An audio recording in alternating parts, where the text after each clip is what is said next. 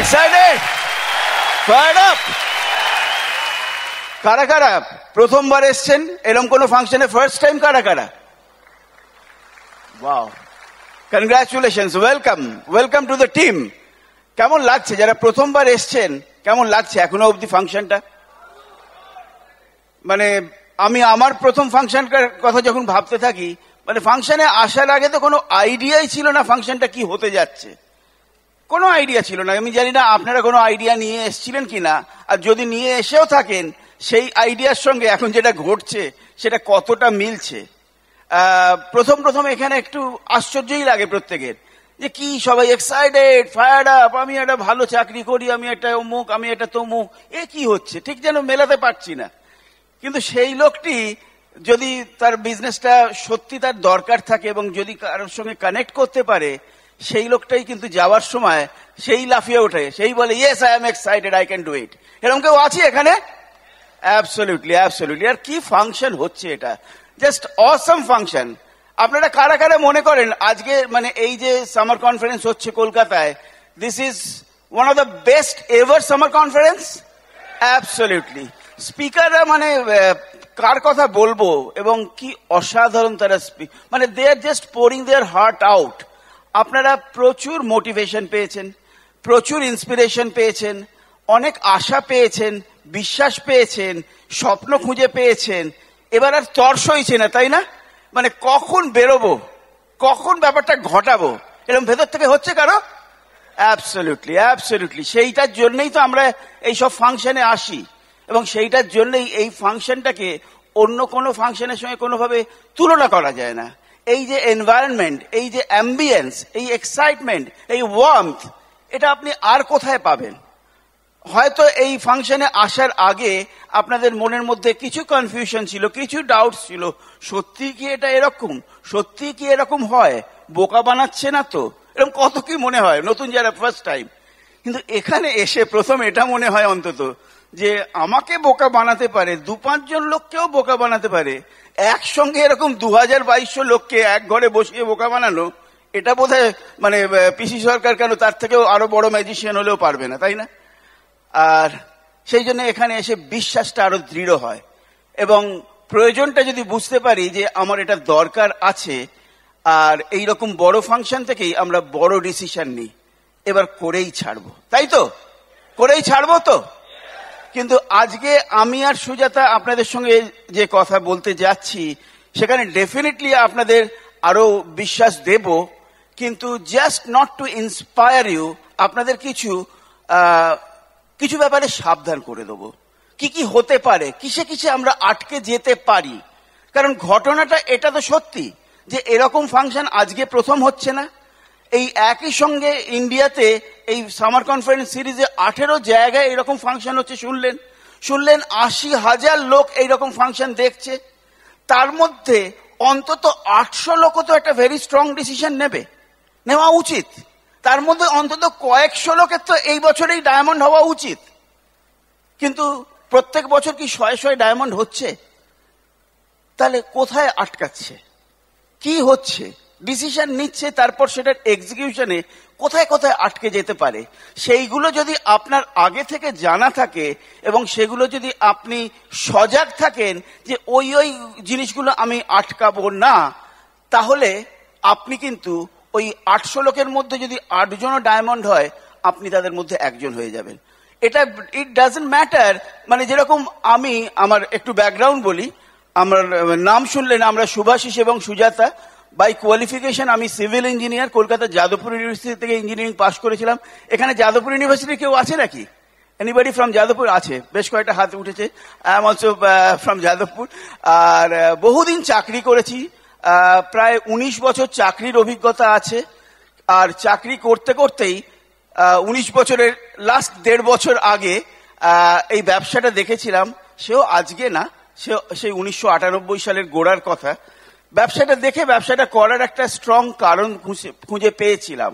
কারণ চাকরি আমাকে কি দিতে পারছে বা আলটিমেটলি কি দিতে পারবে, কারণ 19 বছর চাকরি করা হয়ে গেলে মোটামুটি আমি কতদূর পৌঁছতে পারবো সেটা তো জানা ছিল। খুব খারাপ চাকরি করতাম না, কিন্তু একটা গভর্নমেন্ট ডিপার্টমেন্টে এক্সিকিউটিভ ইঞ্জিনিয়ারে চাকরি করতাম। 19 বছরের একটা সিনিয়র লেভেলের চাকরি। কিন্তু সেটা আমি বুঝতে পেরেছিলাম এই চাকরি আমাকে জীবনে কোথায় পৌঁছতে পারে, এবং ওটাই কি আমি জীবনে পৌঁছতে চাই। সত্যি কথা বলতে কি, এই ব্যবসাটা দেখার আগে অবধি কোনোদিন সেভাবে ভাবিও নি যে আমি জীবনে কোথায় পৌঁছতে চাই। মানে যেরকম হচ্ছে এগিয়ে যাচ্ছি, চলতে চলতে দেখে নেবো কোথায় পৌঁছলাম, এরকম একটা জীবন চলছিল। কিন্তু সেই সময় এই বিজনেসটা এসে আমাদের একটু নাড়িয়ে দিয়েছিল। মনের আনাচে কানাচে অনেক স্বপ্ন লুকিয়ে ছিল, হয়তো জানতাম না। সেই স্বপ্নগুলোই যেন কেউ খুলে দিল দরজাটা, এবং আবার বেশ চোখের সামনে ঝকঝকে কিছু জিনিস দেখতে পাচ্ছি। এই তো সত্যি তো এটা হতে পারে, কারণ 19 বছরের মধ্যে কি কি হতে পারে না মোটামুটি মেনে নিয়েছিলাম। আর ওই মেনে নেওয়ার জীবনটাই তো চলছিল তখন, বাকি জীবনটা মেরে দেবো।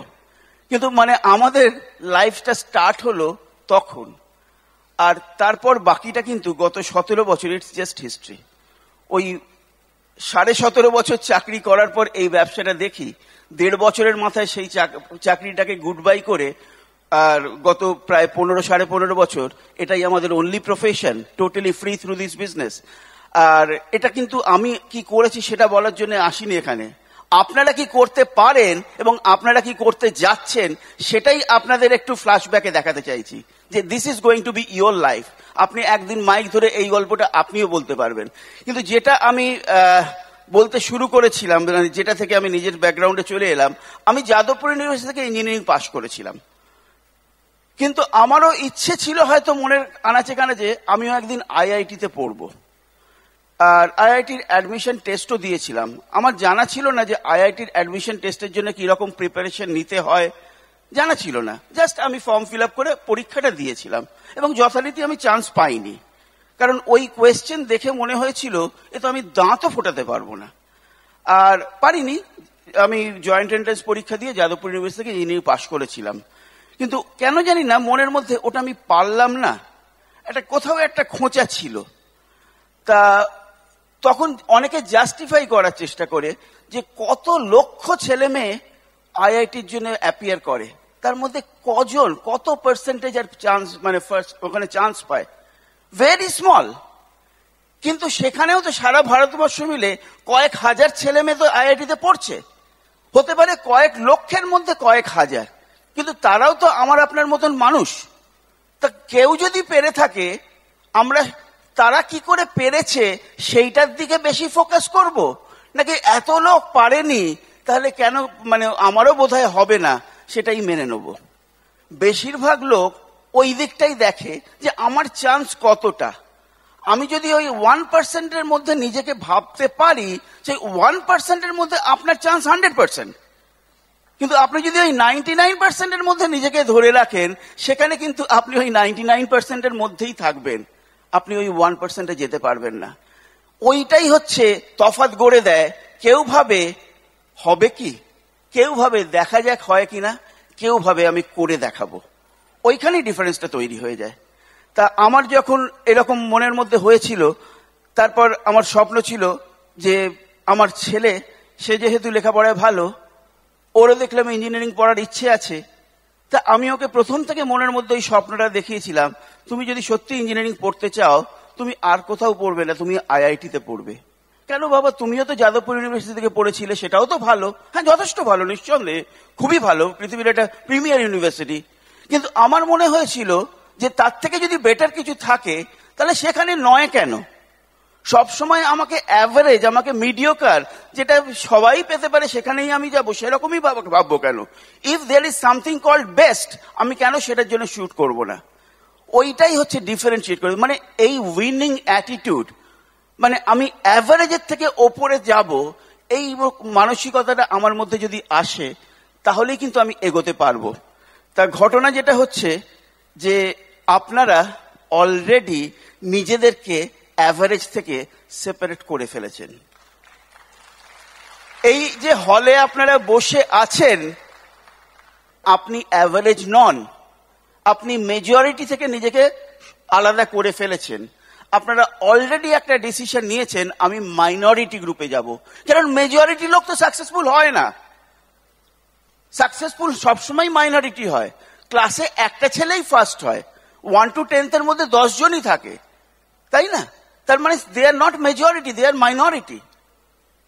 কিন্তু ক্লাস ভর্তি ছেলে মেয়ে তো থাকে। আবার এটাকে যদি ভাবেন এটা একটা ক্লাস ভর্তি ছেলে মেয়ে, এখান থেকেও ফার্স্ট হবে একজনই, 1 to 10 মধ্যে থাকবে 10 জনই। এবার সেখানে কে থাকবে? সেটাও হচ্ছে আপনি যদি আবার এটাকেও একটা মেজরিটি ভেবে সেখান থেকে আপনি নিজেকে সেপারেট করার ডিসিশন নিতে পারেন, আমি আরো মাইনরিটিতে যাব, আরো মাইনরিটিতে যাব। সাকসেস সবসময় মাইনরিটি লোকের জন্যই রয়েছে। তা সেই রকম ডিসিশন আমরা এই ধরনের একটা ফাংশন, এই ধরনের একটা মোটিভেশন, এত চোখের সামনে জ্বলন্ত উদাহরণ দেখছি, তারা তাদের ব্যাকগ্রাউন্ড বলছে, তারাও বলছে ওদের কথা শুনে তো মনে হচ্ছে ও তো আমারই মতন, এমন কিছু তফাৎ না। তাহলে ওরা কিছু কাজ করে যদি ওখানে পৌঁছতে পারে তাহলে আমারও যাওয়ার চান্স আছে। বিশ্বাসটা এলো, খুব ভালো কথা।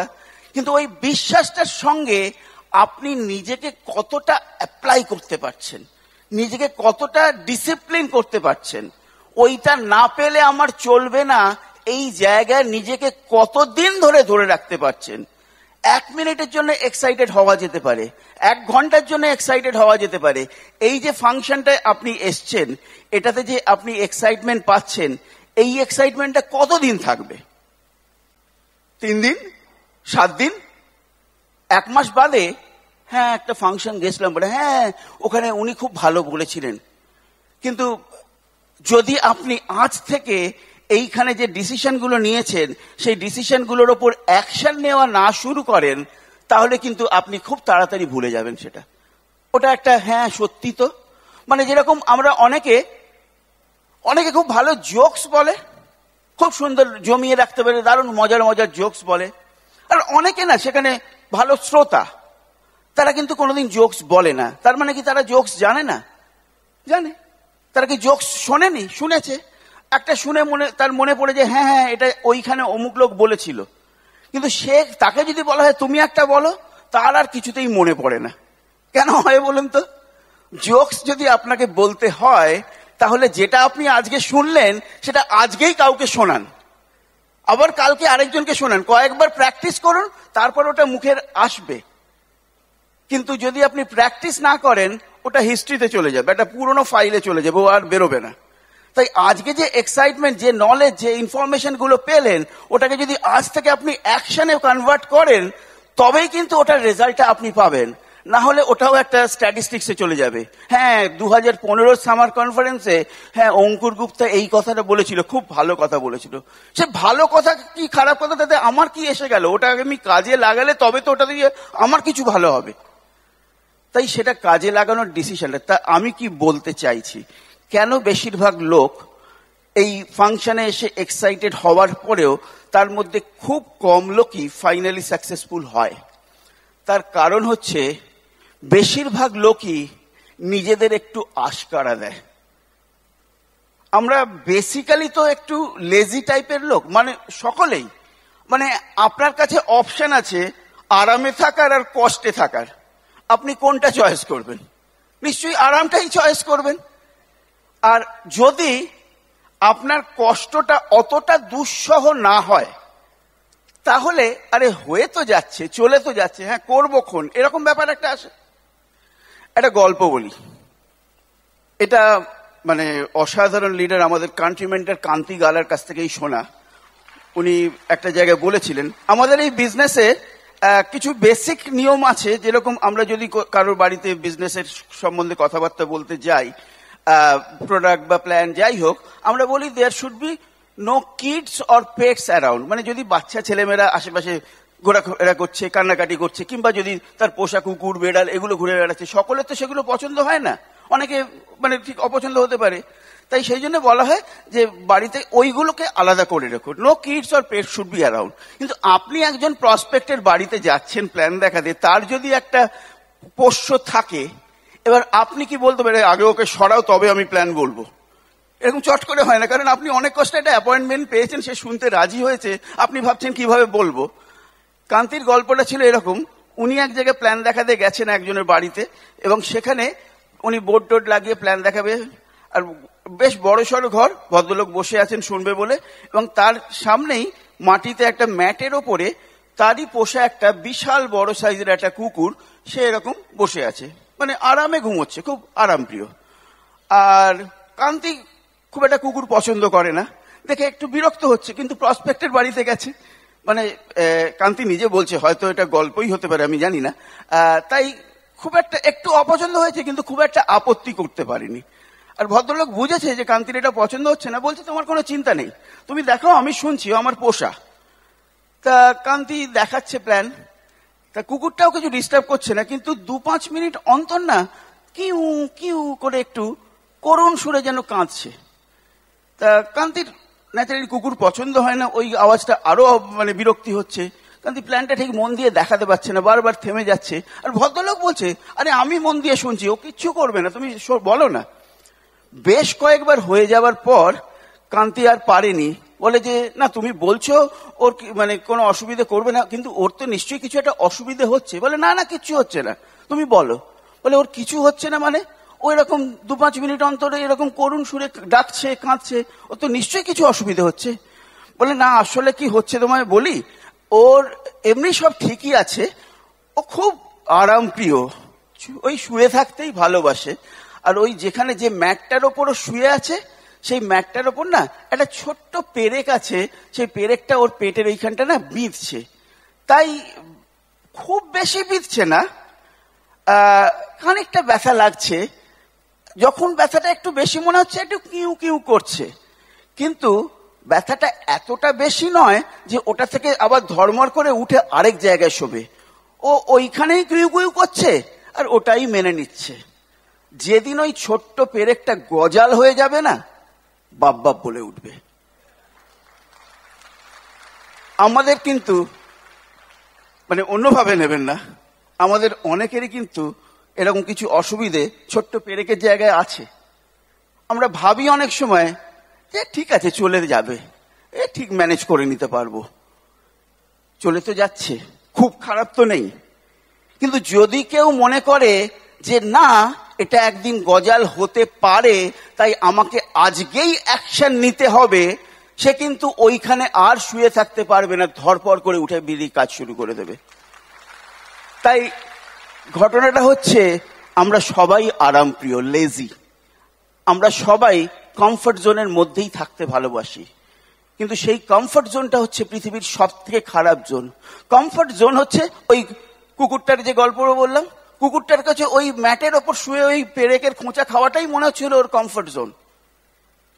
তা আমরাও ওই রকম ভাবে কমফর্ট জোনের মধ্যে অনেকে আরামে আছি বলে ভাবছি, কমফর্ট জোন আদৌ আরামের না।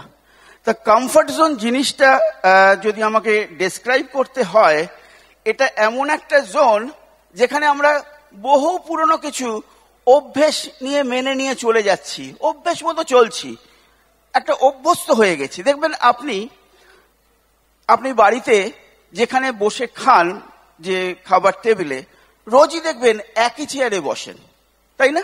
আপনার থালাটা ওইখানেই দেওয়া হয়। যদি কোনোদিন অন্য একটা চেয়ারের সামনে আপনার খাবার থালাটা দেওয়া হয়, আপনি বলেন আজকে হঠাৎ এখানে কেন, আমি তো এখানে বসি না। ওই চেয়ারটা কিন্তু এটা আপনার চেয়ার বলে কোনো নাম লেখা নেই, কিন্তু ওটা হয়ে গেছে আপনারই চেয়ার, তাই না? আপনি যেখানে শোন বিছানায়, দেখবেন রোজ একই দিকে শোন, একই দিকে মাথা করেন, একই দিকে পা করেন, সবকিছুই আমরা একই অভ্যেসের মধ্যে চলতে পছন্দ করি। একটু এপাশ ওপাশ হলেই মনে হয় কি যেন একটা কিছু পাল্টে গেল। একজন সে হয়তো ট্রেনে ডেলি প্যাসেঞ্জারি করে, খুব কষ্টের মধ্যে ভিড়ের মধ্যে যেতে অভ্যস্ত হয়ে গেছে, সে কি খুব ভালো পাচ্ছে, পছন্দ করছে না, কিন্তু সেটাই তার অভ্যেস হয়ে গেছে।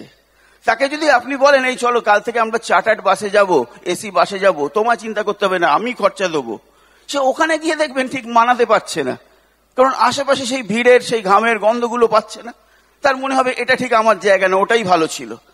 তা এই যে কমফর্ট জোন বলতে এইরকমই অবস্থা অনেকের কাছে।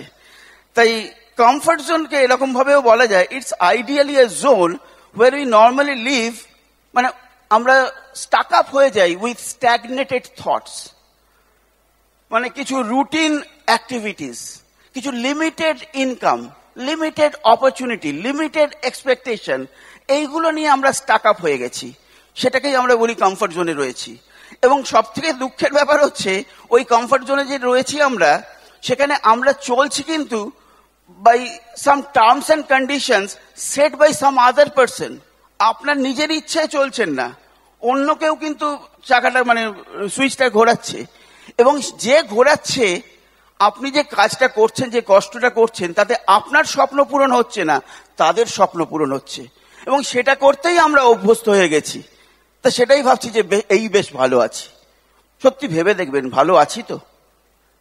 আর আরো দুঃসহ ব্যাপার কি জানেন তো, এই যারা ভাবে এই বেশ ভালো আছি, কেউ যদি তাদের দেখায় যে না গো তুমি আসলে এর থেকেও ভালো থাকতে পারো, এটাকে বোধহয় ভালো থাকা বলে না, তাকে যদি কেউ একটা ভালো কোনো অপরচুনিটি, ভালো কিছু রাস্তা, জীবনটাকে আরেকটু সুন্দর করার একটা অপরচুনিটি দেখাতে চায়, তারা প্রথম কি করে জানেন?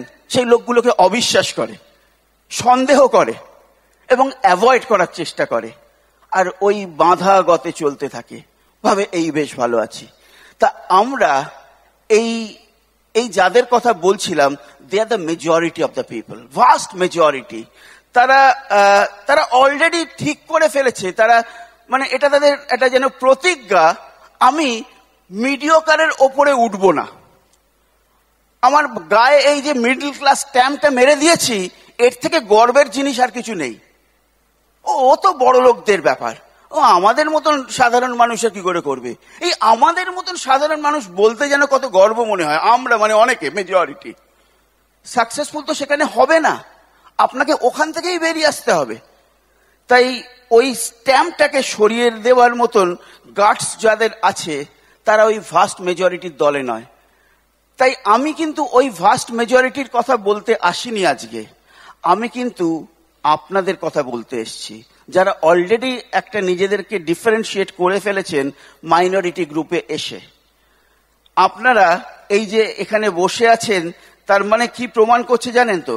আপনারা একটা এলিট গ্রুপ বিলং করেন, যারা প্রথম তফাৎ করে ফেলেছেন। আপনাদের কিছু স্বপ্ন আছে, এবং আপনারা একটা বিশ্বাস এখনো পুরোপুরি না করে থাকলেও কেউ কেউ অন্তত একটা আশা করতে শুরু করেছেন যে এই অপরচুনিটি নিয়ে আমার স্বপ্নগুলো পূরণ হতে পারে, এবং সেটার জন্য আপনারা কিছু কাজ করছেন। So you are very special.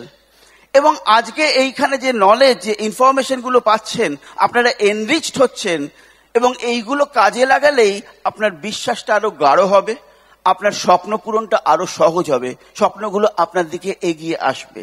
কিন্তু এইখানে আসার পরেও তাহলে কেন সবাই সাকসেসফুল হয় না? ওই আবার সেই প্রশ্নটা দিয়ে চলে আসছি। কারণ আমরা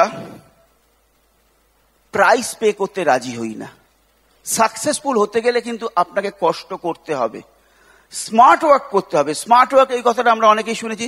আমরা ভাবি স্মার্ট ওয়ার্ক মানে কিছু স্পেশাল টেকনিক। না, স্পেশাল টেকনিকটা এইটাই যে সাংঘাতিক হার্ড ওয়ার্ক, একদম যা যা করতে হবে, যা যা বলেছে সবগুলো আমি করব, যাতে কিনা বাকি জীবনটাকে আমাকে আর দুশ্চিন্তা করতে না হয়। That is called smart work. তা এই প্রাইসটা পে করতে আমরা বেশিরভাগ লোক রাজি হই না। কিন্তু এটা মেনে নিন যে কমফোর্ট জোনে থাকলে জীবনে সাকসেসফুল হওয়া যাবে না, আপনাকে বেরোতেই হবে। যদি মনে হয় যে কেন সুভাষিস এরকম বলছো, সত্যি কি এটা হতে পারে না? আমি যদি একটু আরাম প্রিয় হই, তাহলে আরামের মধ্যে কি সাকসেসফুল হওয়া যায় না? এই তো কিছু প্রোডাক্ট বিক্রি করব, এই তো কিছু লোককে বলবো, কিছু প্ল্যান দেখাবো, হয়ে যাবে? হয় না, হয় না। জাস্ট আমি একটা দুটো উদাহরণ দিই। ধরুন, মানে একটা হিউম্যান ফিটাস সব থেকে কমফোর্টেবল কোন জায়গায় থাকে? যখন হি ইজ ইন মাদার্স উম, সেখানেই সে সব থেকে কমফোর্টেবল।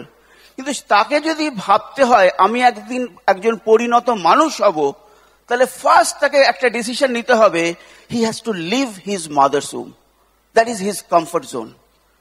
একটা পাখিকে যদি, পাখি সব থেকে আরামে কোথায় থাকে? যখন সে তার বাসার মধ্যে থাকে। কিন্তু তাকে যদি আকাশে অনেক ওপরে উঠতে হয়, প্রথম তাকে ওই কঠিন ডিসিশনটা নিতে হবে, আমার এই বাসার ভেতরের আরাম ওই গরমের মধ্যে থাকলে হবে না, আমাকে বেরিয়ে আমাকে ফাইট করতে হবে।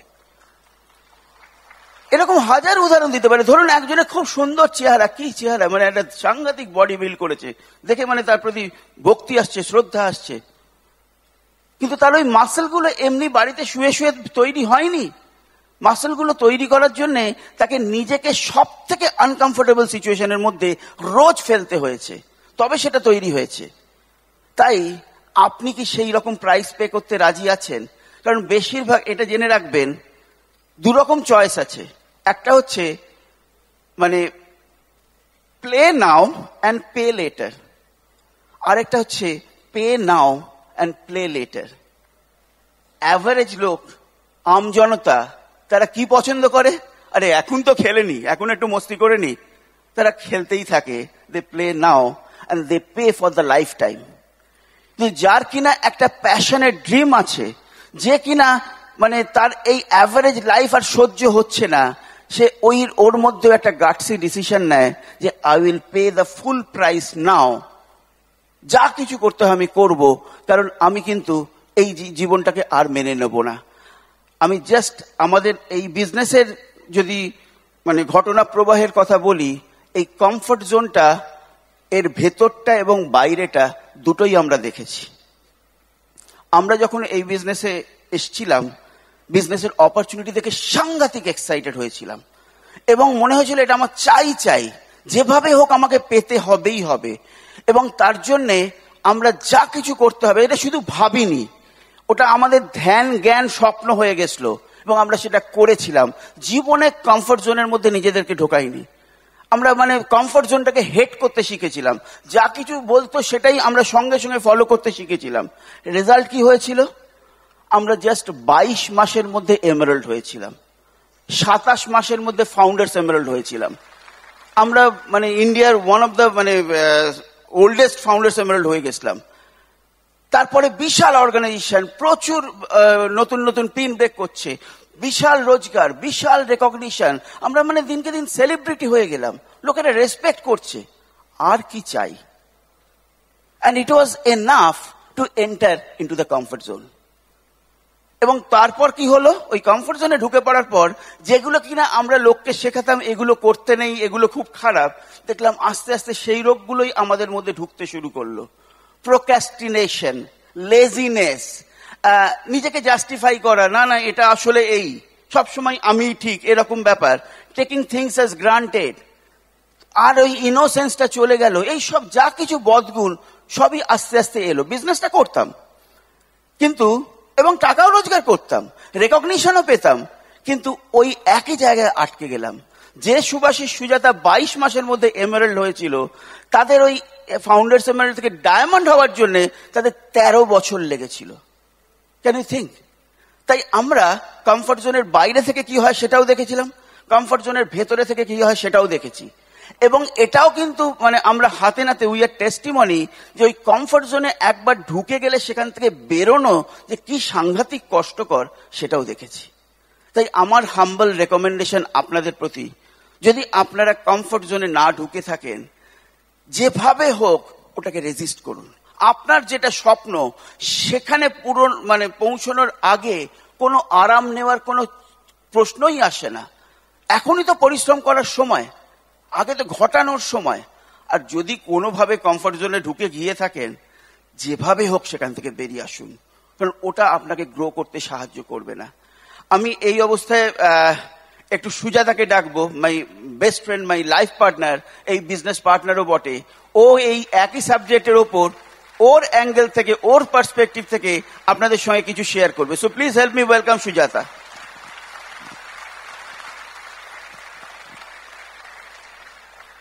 Good afternoon. কেমন লাগছে আজকের সেমিনার? আপনারা সব ভীষণ এনজয় করছেন বুঝতেই পাচ্ছি, মানে আপনাদের এক্সাইটমেন্ট দেখে।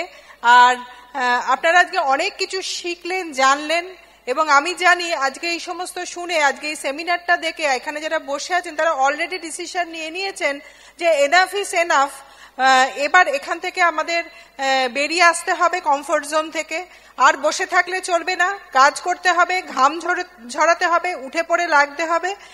আর কারণ এই বিজনেসটা যা কিছু অফার করে সব কিছু আমার চাই। আর এই বিজনেসটা তো একটা গড গিভেন অপরচুনিটি, তাই না? এবং এটাও জানবেন আপনাদের মধ্যে সেই পোটেনশিয়াল আছে সাকসেসফুল হওয়ার। তাই আমাদের এখন কাজটা কি? নিজেদের একটু চেঞ্জ করা, একটু ফাইন টিউনিং আমাদের ভাবনায়, আমাদের কাজে কর্মে, সবকিছুতে। সুভাষিস যেটা বলে গেল যে কমফোর্ট জোন থেকে আমাদের বেরিয়ে আসতে হবে। কেন বেরিয়ে আসতে হবে ও বললো, কিভাবে হয়তো একটুখানি আমি বলবো বা ও বলবে। কিন্তু এটা একদম সত্যি কথা যে কমফোর্ট জোনে বসে সাকসেসফুল হওয়া যায় না। Life always begins one step outside of your comfort zone. তাই আমাদের একটু মানে বেরিয়ে আসতে হবে। আচ্ছা, আপনাদের সব ছোটবেলায় আমরা ফিজিক্সে পড়েছিলাম নিউটনের ফার্স্ট ল অফ মোশন, মনে আছে? কি বলুন তো, যে বাইরে থেকে কোনো এক্সটার্নাল ফোর্স যতক্ষণ না কাজ করছে ততক্ষণ স্থির বস্তু চিরকাল একই জায়গায় স্থিরভাবে রয়ে যাবে, আর যে বস্তু মুভিং অবজেক্ট, যেটা গতিময় বস্তু, সেগুলো একই গতিবেগে চলতেই থাকবে। এটা আমরা ছোটবেলায় পড়েছিলাম, কিন্তু এটা কিন্তু শুধু জড় পদার্থের ক্ষেত্রে নয়, এটা কিন্তু আমাদের জীবনের ক্ষেত্রেও প্রযোজ্য, আমাদের মনের ক্ষেত্রে, ভাবনার ক্ষেত্রে, কাজকর্মের ক্ষেত্রেও কিন্তু এটা প্রযোজ্য। আমাদের একটা জার্ক দরকার। আসলে কি বলুন তো, আমরা পুরনো অভ্যেস থেকে বেরিয়ে আসতে পারি না। পুরনো অভ্যেস কি আমাদের ভালো লাগে? অনেক সময় ভালো লাগে না। আমাদের ওই একই কিছু কাজ করতে করতে, একই স্ট্যাটাস মেনটেন করতে করতে, লাইফস্টাইল মেনটেন করতে করতে আমরা সেগুলোতে জাস্ট হ্যাবিচুয়েটেড হয়ে পড়ি, ভালো না লাগলেও সেখানে থেকে যাই। তার একটাই কারণ হলো যে আমরা অভ্যেসগুলোকে ভালোবেসে ফেলি। আর সেই জন্যই আসলে অভ্যস্ত জীবন থেকে অচেনা জীবনে যেতে গেলে যেটা দরকার সেটা আমাদের মধ্যে নেই। তার বদলে কি থাকে? বেশিরভাগ ক্ষেত্রে ভয়, সংশয়, দ্বিধা, সেগুলোকেই আমাদের ঝেড়ে ফেলতে হবে।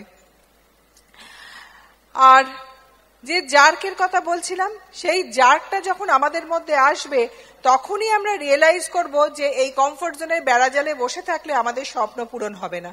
আর এই জার্কটা আসে এই ধরনের ফাংশনে এসে, তখনই আমরা বুঝতে পারি না আর নয়, এবার বেরোতে হবে। আর কমফোর্ট জোন থেকে বেরোলে কিন্তু খুব ব্যাপারটা সহজ হয় না। প্রথম প্রথম খুব টাফ লাগবে, তারপর একদম ক্যাওটিক মনে হবে, কিন্তু শেষে আমি আপনাদের বলবো ইট উইল বি অসাম। কারণ যে সুন্দর জীবনে তখন আমরা প্রবেশ করব, মানে লাইফ অফ সিগনিফিকেন্স আমরা তখন এনজয় করব। তাই এটা আমাদের করতেই হবে। আসলে আমরা কেন পারি না? কারণ আমরা স্বপ্ন দেখতে পারি না। আমাদের মানে নানা রকম পারিপার্শ্বিক চাপে পড়ে আমরা স্বপ্ন দেখতেই ভুলে যাই। আমাদের স্বপ্ন বা আমাদের ভাবনার মধ্যে একটা লিমিটেশন এসে যায়। জাস্ট একটা গল্প বলি। দু ভিখিরি, তারা এই ধরে নিন এই ভিক্টোরিয়ার মেমোরিয়ালের পাশাপাশি কাছে কোনো একটা ফুটপাতেতে তারা থাকে। ফুটপাতেতেই তাদের বাড়ি ঘরদোর। তা একদিন এরকম খুব বৃষ্টি হচ্ছে, বৃষ্টিতে একদম রাস্তাঘাট ভিজে গেছে, তাদের জামা কাপড়ও ভিজে গেছে, রাস্তাতে জল, বসতে পারছে না। তারা একটা কাছাকাছি ওই কোনো শেডের নিচে আশ্রয় নিয়েছে। তখন ঠান্ডা হাওয়া দিচ্ছে, শীতও করছে। একজন ভিখারি আর একজনকে বলছে যে দেখ, আমরা গরিব তো তাই আজ আমাদের এই অবস্থা, কিন্তু আজকে ভাবতো বড় লোকরা কত আরামে আছে, এই বর্ষার দুপুরটা কি সুন্দরভাবে কাটাচ্ছে। আর একজন তো সে কিছুই জানে না, সে বলছে তাই নাকি, বড় লোকরা কি করে এই সময়? তা তখন ওই ভিখিরি তার সীমিত ভাবনা চিন্তার মধ্যে দিয়ে যেটুকুনি জানে সে বলছে, ধর আজকে ভিক্টোরিয়ার মেমোরিয়ালের সামনে, ধর আজকে মহারানী ভিক্টোরিয়া বেঁচে যদি থাকতেন কি করতেন? আজকে এই সুন্দর দুপুরে রিমঝিম বৃষ্টি পড়ছে, উনি পেট ভরে এক থালা পান্তা ভাত খেয়ে একটা মোটা কাঁথা মুড়ি দিয়ে ঘুমিয়ে পড়তেন আরামসে, আমাদের মতো কষ্ট করতে হতো না। মানে জাস্ট ট্রাই টু ভিজুয়ালাইজ মহারানী ভিক্টোরিয়া ওরকম করছে। কেন বলেছে? কারণ মানে such is the limitation of an average people of their imagination, মানে তাদের মানে চিন্তা ভাবনা এর থেকে বেশি আর ভাবতেই পারে না। ঠিক আমাদেরও কিন্তু কখনো কখনো আমরা কোনো একটা জায়গায় পৌঁছতে পারি, তার থেকে বেশি আর যে আমরা যেতে পারি সেটা আমরা ভাবতেই পারি না। তা সেইটাই আমাদের হয়। সেই ভাবনাটা থেকে আমরা তখনই বেরিয়ে আসতে পারবো যখন আমরা বুঝবো যে এইখানে বসে থাকলে আর চলবে না। ওই ভাবনাটা যখন আমরা একটু ভাবতে পারবো তখনই আমরা কমফোর্ট জোন থেকে বেরোতে পারবো। আর যখনই আমরা বেরিয়ে আসবো তখন তো আমাদের চ্যালেঞ্জ ফেস করতেই হবে। আর চ্যালেঞ্জ ফেস করলে আমরা কি করব? আমরা তখন আরো স্ট্রং হব। আমরা যে মেন্টালি স্ট্রং হব যে আমাদের এই স্বপ্ন পূরণ করতেই হবে, আমাদের এগুলোকে মানে চ্যালেঞ্জগুলোকে অতিক্রম করতেই হবে। চ্যালেঞ্জ ফেস করতে করতেই কিন্তু আমরা ক্রিয়েটিভ হই। আমরা তখন বুঝতে পারি আমাদের মধ্যে চেঞ্জ আনতে হবে, আমার প্রায়োরিটিতে, আমার ফোকাসে, আমার কাজকর্মে চেঞ্জ আনতে হবে। চ্যালেঞ্জ ফেস করতে করতেই আমরা কনফিডেন্ট হই, তখন আমরা বলি ইয়েস আই ক্যান। আর চ্যালেঞ্জ ফেস করতে করতেই শেষে আমরা একদম জিদ্দি বনে যাই, তখন আমাদের মনে হয় যে আমাদের করেই ছাড়তে হবে, দেখিয়েই দেব আমরা সাকসেসফুল হয়ে, এবং ইয়েস আই উইল, এই মেন্টালিটিটা ডেভেলপ করে। তা আমি একটু আমার কথা বলি। আমি একজন সাধারণ হাউসওয়াইফ ছিলাম, মিডল ক্লাস মেন্টালিটির ছিলাম। বাজেট অনুযায়ী সংসার চালাতে বা সবকিছু করতে ভালোবাসতাম। এগুলো করতে কি ভালো লাগতো? ভালো লাগতো না, কিন্তু ওইটাতেই আমি অভ্যস্ত হয়ে পড়েছিলাম। তাই বিজনেসটা যখন দেখেছিলাম তখন আমি এইটা ভেবেছিলাম যে না, আমি এখান থেকে বেরিয়ে আসার এটাই একটা উপায়। কিন্তু শুরুতে অনেক চ্যালেঞ্জেস ছিল, কোনো কিছুই আমার কাছে কমফোর্টেবল লাগেনি। প্রথম যখন প্রোডাক্ট দেখলাম, প্রোডাক্ট দেখে ট্রেনিং নিয়ে বুঝলাম প্রোডাক্টগুলো ভীষণ ভালো, কম্পিটিটিভলি প্রাইসড, কিন্তু ব্র্যান্ড চেঞ্জ করতে গিয়েই আবার সেই পুরনো মধ্যবিত্ত মানসিকতাটা চলে আসছিল। কারণ প্রোডাক্টগুলো কনসেন্ট্রেটেড, একটু ইউজ করবার ধরনটা আলাদা, অত সহজ হয়নি ব্র্যান্ড চেঞ্জ করা। তারপরে যখন শুনলাম এগুলো শেয়ার করতে হবে লোককে, তখন তো মানে এটা মনে হয়েছিল এটা আমার দ্বারা হবে না, আরো ডিফিকাল্ট। কিন্তু যখন বুঝলাম যে এই মানসিকতার বেড়াজালে আটকে থাকলে আমার স্বপ্নগুলো পূরণ হবে না, আর যাই হোক, তখন কিন্তু আমি একটা কনসাস ডিসিশন নিয়ে শুরু করেছিলাম ইউজ করা, শেয়ার করা। এবং তারপরে প্রথম করতে করতে অসুবিধা হয়েছিল, তারপর অভ্যেস হয়ে গেল, তারপর এটা ফান হয়ে গেল। এখন আমার মেন্টালিটি অন্যরকম হয়ে গেছে। এখন আমি বুঝতে পারি যে আমি কিন্তু প্রচুর লোককে সলিউশন প্রোভাইড করছি থ্রু আওয়ার এক্সেলেন্ট প্রোডাক্ট। তা সেইটাই কিন্তু আস্তে আস্তে আমাদের মানে চলে আসে। প্রথমে খারাপ লাগে, তারপরে অভ্যেস হয়ে যায়। যখন অ্যাজ এ হাউস ওয়াইফ, সংসার, বাচ্চা সামলানো, ঘরদোরের কাজ করা, এই নিয়েই আমি মানে ঘরের ভেতরেই কনফাইন্ড থাকতাম। তা যখন মানে মনে বিজনেসটা করতে গিয়ে বাইরে বেরোতে হবে, তখন নানা রকম এক্সকিউজ দিতাম আপলাইনকে, যে আজ আমার বাচ্চার শরীর ভালো নেই, কাল ওদের পরীক্ষা, ওদের জন্য রান্না করতে হবে, এটা ওটা আমরা বলতাম। তা একদিন আমাদের আপলাইন অসাম কাপল, অসিতাভ দত্ত এবং শ্বেতা দত্ত, যারা অনেকভাবে আমাদের অনেক এতে হেল্প করেছেন, গাইড করেছেন, আজও করে চলেছেন। তা তারা একটা কথা বলেছিলেন যে দেখো, আজকে যদি তুমি বাইরে না গিয়ে ঘরে বসে থাকো, আজকে বাচ্চারা হয়তো কাঁদবে না, তোমারও ভালো লাগবে, কিন্তু একটু ভেবে দেখো, বিজনেসটা ছেড়ে যদি তুমি ঘরে বসে থাকো, আজ থেকে 10 বছর পরে তারা যখন সত্যি তাদের হায়ার এডুকেশনের জন্য টাকা চাইবে, কেরিয়ার বিল্ড করবার জন্য টাকার দরকার হবে, এবং সেটা যদি তুমি প্রোভাইড করতে না পারো, আজকের থেকে অনেক বেশি তারা মনে মনে কাঁদবে এবং তোমাকে দোষারোপ করবে। Are you ready for that? এবং সেইটা যখন আমি মানে শুনে আমার তখন একটা ভেতরে মানে আমার প্যারাডাইমটা শিফট হলো, এবং তখন আমি ডিসিশন নিলাম যে না, আর এক্সকিউজ দেয়া না, এবার আমাকে কাজ করতে হবে। এবং তারপর থেকে মানে আমি পুরো মেন্টালি এবং ফিজিক্যালি এই বিজনেসের সঙ্গে ইনভলভ হয়ে গেলাম। তা আমাদের যে জিনিসগুলো প্রথম ভালো লাগেনি, কমফোর্টেবল লাগেনি, একটা তার মধ্যে কিছু বলি, আজকে সময় খুব কম, যে অনেক টাকার টিকিট কেটে এরকম মিটিংয়ে আসা কমফোর্টেবল লাগতো না, কিন্তু এসেছিলাম, কারণ বুঝেছিলাম এর ভেতরেই লুকিয়ে আছে আমার সাকসেস। তারপরে আরো কিছু জিনিস, যেমন বিজনেস বিল্ড করতে গেলে আউট স্টেশন যাওয়া, সংসার ছেড়ে, বাচ্চা ছেড়ে আউট স্টেশনে যাওয়া ভালো লাগতো না, কিন্তু গিয়েছিলাম। বিভিন্ন স্টেটে গিয়ে হিন্দিতে, ইংলিশে কথা বলতে হবে, আমি বাংলা মিডিয়ামে পড়াশোনা করা মেয়ে, আমার ভীষণ অসুবিধে হতো। তাছাড়াও আরো যে জিনিসগুলো ছিল, আত্মীয় স্বজনদের মানে উপহাস, কিছু টিজিং রিমার্কস, এগুলোকে উপেক্ষা করেও বিজনেস করে যাওয়া খুব একটা সহজ ছিল না, কিন্তু সামহাও আমরা বিজনেসটাতে টিকে গেছি, কারণ আমাদের ড্রিমটা ছিল অনেক বড়। তাই একটা জিনিসই বলবো, সাকসেসের রাস্তাটা কিন্তু ভীষণ টাফ, কিন্তু সাকসেস জিনিসটা কিন্তু খুব সুইট।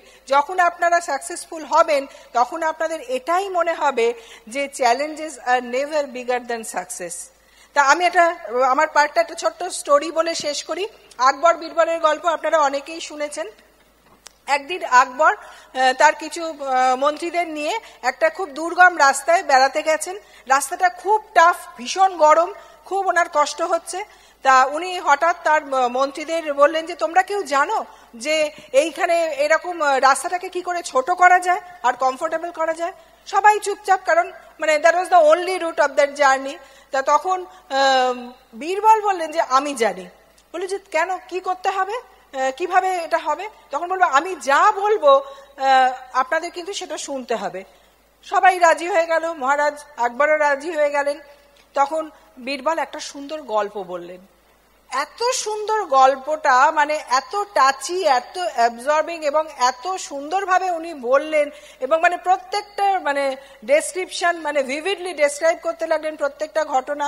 তো তাতে সবাই কিন্তু মানে গল্পের ভেতর হারিয়ে গেল। এবং গল্পটা যখন শেষ হলো, বীরবল বললেন মহারাজ আমরা পৌঁছে গেছি। সবাই বলে উঠলো কি করে, এত মানে লম্বা রাস্তায় এত সহজে, এত কম সময়, এত এরকম ভাবে? তখন বললেন বীরবল যে মহারাজ রাস্তাটা একই লম্বা ছিল, আমরাও একই কষ্ট করে এসছি, আমরা রাস্তাটা মানে গরম একই ছিল, সময় একই লেগেছিল, কিন্তু আমরা এটাতে এতটাই মশগুল হয়েছিলাম গল্পে যে এগুলো আমরা অনুভব করতে পারিনি। তাই আপনারাও আপনাদের ভবিষ্যৎটা যদি চোখের সামনে দেখতে পান, স্ট্রং ড্রিমটা সামনে রাখেন, তাহলেও আপনারা এত কাজ করবেন কিন্তু সেই কষ্টটা আপনারা অনুভব করতে পারবেন না। আপনাদের মনে হবে না কটা রিফিউজাল শুনলাম, কটা না শুনলাম, কে কি বললো, এক্সপেক্টেড রেজাল্ট আজকে এলো কি এলো না, ইট ডাজন্ট ম্যাটার। এবং আপনারা এই করতে করতেই একদিন কষ্ট করতে করতেই কেষ্ট পেয়ে যাবেন। That is your success. তো wish you all every success in your life. Now over to my husband. Awesome, কেমন লাগলো? এবার তাহলে করেই দেখাতে হবে তো। জাস্ট শেষ করব দুটো কথা দিয়ে। সেটা হচ্ছে যে এটুকু বুঝলাম, আরামের মধ্যে বেশি আরামপ্রিয় হলে সাকসেসফুল হওয়া যাবে না, কষ্ট করতে হবে। আর তাহলে এখন কি করব? Very vital question. এই ফাংশন এর পরে যেটার জন্য আমরা সবাই মুখিয়ে আছি, তিনি তো আসবেন, আমরা আরো অনেক জানবো, আরো অনেক এক্সাইটেড হব। কিন্তু ফাংশন শেষে কি করতে হবে, তার পরের কাজটাই হচ্ছে আসল। সেইটা হচ্ছে প্রথম আমাকে গিয়ে ইমিডিয়েটলি আমার আপলাইন যে, যিনি আমার গুরু, যিনি আমার মেন্টর, যিনি আমায় গাইড করছেন, তার সঙ্গে ইমিডিয়েটলি একটা অ্যাপয়েন্টমেন্ট সেট করব। এবং তার সঙ্গে বসে একটা খুব খোলামেলা, ক্লিয়ার, ট্রান্সপারেন্ট একটা প্ল্যানিং করব। নিজেকে স্ক্যানারের সামনে ফেলবো। সেলফ কাউন্সিলিং এর থেকে বড় কাউন্সিলিং হয় না। অনেক কিছু জেনেছি, কিন্তু কোনটা কোনটা করি আর কোনটা কোনটা করি না, সে তো আমার থেকে ভালো আর কেউ জানে না। তাই সেটা আসুন আমরা স্বীকার করে নিই যে এই যে 9 core steps, 4 basics, dream setting, যা কিছু শুনলাম, আমি কি করছি আর কি করছি না সেগুলোকে লিস্ট করুন, আপলাইনের সঙ্গে বসুন এবং ডিসিশন নিন সেগুলো কত তাড়াতাড়ি আপনি করতে শুরু করবেন। এবার এই যেগুলো করছেন না, তার মানে কি কিছুই করছেন না? কিছু করছেন। যেগুলো করতে আপনার ভালো লাগে সেগুলো করছেন, যেগুলো করতে ভালো লাগে না সেগুলো হয়তো করছেন না। কিন্তু যেগুলো করছেন না তার মধ্যে কিছু কাজ আছে, যদি আপনাকে বাঁচতে বলা হয় এই 10টার মধ্যে তুমি কোনটা কোনটা করতে রাজি আছো বলো, তোমাকে অন্তত দুটো করতেই হবে। কোনটা কোনটা? তাহলে আপনি কোন দুটো বাঁচবেন? এই না ভালো লাগার মধ্যে যেটুকু কম ভালো লাগা, সেগুলো মানে যেটা একটু চেষ্টা করলে কষ্ট করে নেওয়া যায়, সেরকম একটা দুটো জিনিস পিক আপ করুন, সেগুলো করতে শুরু করুন, অভ্যেস করুন। যেই সেটা হবে, কি হবে জানেন তো? নিজের উপর বিশ্বাস বাড়বে, নিজের উপর রেসপেক্ট বাড়বে, সেলফ ইমেজ বাড়বে। এই তো আমি এটাও তো করতে পারছি, আনন্দ হবে। তখন আবার তারপরে আরো একটা দুটোকে ট্রাই করুন। Over a period of time আপনার গোল হচ্ছে যেগুলো আজকে আপনি করছেন না, যেগুলো আপনার উইক পয়েন্ট বলে মনে হচ্ছে, within a very short time সেগুলোই আপনি আপনার স্ট্রং পয়েন্টে নিয়ে যাবেন। যখন সেখানে পৌঁছবেন, যেটা সুজাতা বলল, বীরবলের যখন গল্পটা শেষ হলো ততক্ষণে সেখানে পৌঁছে গেছে। এই যখন আপনার উইক পয়েন্টগুলো আপনি স্ট্রং পয়েন্টে নিয়ে যাবেন, তখন দেখবেন আপনি আপনার ডেস্টিনেশনে পৌঁছে গেছেন। আমরা পারবো, করব। কারণ আমি জানি আমরা যাদের সামনে কথা বলছি, যে অডিয়েন্সের সামনে এবং যে সময় দাঁড়িয়ে কথা বলছি, আগামী মানে নেক্সট অ্যামওয়ে বিজনেস ইন্ডিয়াতে এখনো শুরু হয়নি। 17 বছর জাস্ট ওই নেট প্র্যাকটিস হচ্ছিল, এবার আসল খেলাটা শুরু হবে। আগামী 10 বছর অ্যামওয়ে বিজনেস সোনার অক্ষরে লেখা থাকবে, এখনো ম্যাচ শুরু হয়নি। It is going to happen. এবং এই সময়ের মধ্যে সারা ভারতবর্ষে সাংঘাতিক বিজনেস বাড়বে, কিন্তু ইস্টার্ন ইন্ডিয়া তাদের নাম্বার 1 পজিশনটা সিকিউর যেভাবে করবে, অন্য সব জোন মানে দেখতে রয়ে যায়গে। Because we are going to break the highest number of platinums, emeralds and diamonds, and we need to be you to be there. পারবো তো? করবো তো? Thank you. Come and join us. God bless you.